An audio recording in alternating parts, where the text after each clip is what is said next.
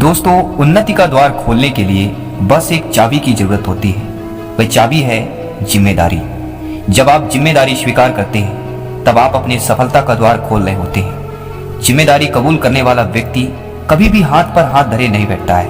वो कभी भी इस इंतजार में नहीं बैठता है बिना कुछ किए उसकी जिंदगी बेहतर हो जाएगी। जिम्मेदारी उठाने वाला व्यक्ति अपनी तकदीर खुद लिखता है। वह अपने काम को ईमानदारी के साथ पूरा करता है जिससे वह खुश और सेटिस्फिकेशन दोनों मिलता है। हम सब अपनी लाइफ में बहुत सारी गलतियां करते हैं, लेकिन जो व्यक्ति अपनी जिम्मेदारी समझता है या रिस्पॉन्सिबिलिटी लेता है वो अपनी गलतियां कभी भी दूसरों पर नहीं थोपता है, किसी दूसरे पर ब्लेम नहीं डालता है, बल्कि अपनी गलतियां कबूल करता है और उन्हें कभी ना दोहराने की सीख लेता है। इस दुनिया में जितने भी नेगेटिव लोग हैं और जो अपनी जिम्मेदारियों से पीछा छुड़ाते हैं, उनके साथ जब भी कुछ बुरा होता है तब वे दूसरों पर ही इल्जाम लगाते हैं।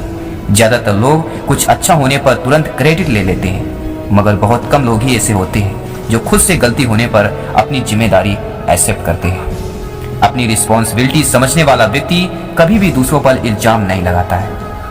आपने बहुत से लोगों को देखा होगा जब वे खुद के साथ कुछ भी गलत हो जाने से दूसरों पर, जैसे अपने माता पिता, दोस्त, गॉड, रिश्तेदार, ग्रह, नक्षत्र, गुरु, भाग, इन सबको ब्लेम करने लगते हैं कि मेरा ग्रह नक्षत्र गलत है, मेरे माता पिता ऐसे हैं, दोस्त ऐसे हैं, भगवान मेरे साथ ऐसा कर रहा है, मेरे रिश्तेदार ऐसा कर रहे हैं। ऐसे लोग बहुत खतरनाक होते हैं क्योंकि ये लोग हर काम में शॉर्टकट की तलाश करते होते हैं। यदि उन्हें सफल होना है तो शॉर्टकट की तलाश करेंगे, बस मन में ही बड़े बड़े सपने बुनते नजर आएंगे।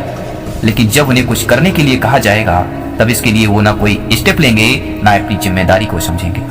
जिम्मेदारी कबूल करने वाला व्यक्ति सिर्फ अपने सपने नहीं देखता, उन सपने को जीता है, उन्हें पूरा करने के लिए दिन रात एक कर देता है। लेकिन जो अपनी रिस्पॉन्सिबिलिटी नहीं समझते वो बस शिकायत करते हैं, किसी कोने में बैठकर रोते हुए नजर आते हैं या गली मोहल्ले में टाइम पास करते दिख जाते हैं। हम सभी इस देश का एक अच्छा नागरिक बन सकते हैं जब हम अपना बोझ खुद उठाने के लिए तैयार हो। जब हमें कोई काम सौंपा जाता है और हम उसे किसी दूसरे को करने के लिए कहते हैं, वो दूसरा किसी तीसरे को और तीसरा किसी चौथे को, तब हम काम बस गोल गोल घूमता रहेगा, ना कभी पूरा हो पाएगा और ना ही वो लोग कभी सफल हो पाएंगे जो अपनी जिम्मेदारी दूसरों के कंधों पर ही डालने नजर आते हैं।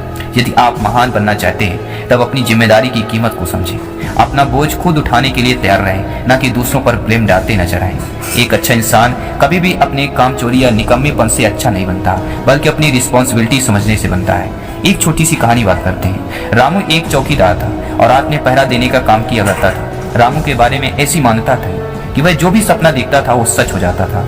उसका मालिक व्यापार के सिलसिले से हर हफ्ते बस से यात्रा करता था।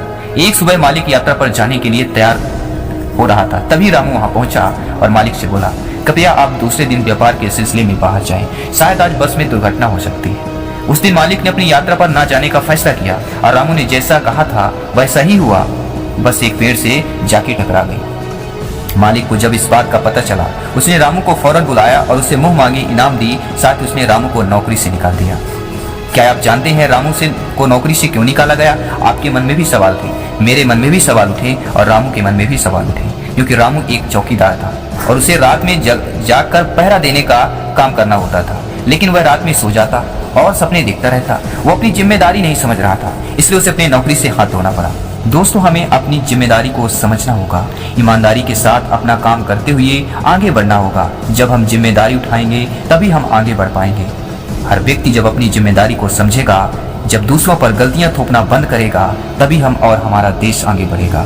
जब देश का हर नागरिक जिम्मेदारी का बोझ अपने कंधों पर उठाने के लिए तैयार होगा, तब हमें आगे बढ़ने से कोई नहीं रोक सकता। तो दोस्तों, यह वीडियो आपको कैसा लगा हो कमेंट करके जरूर बताएं, फीडबैक करके जरूर बताएं। मैं आपके साथ विजय जायसवाल मिलूंगा नेक्स्ट वीडियो में। तब तक के लिए जय हिंद, वंदे मातरम।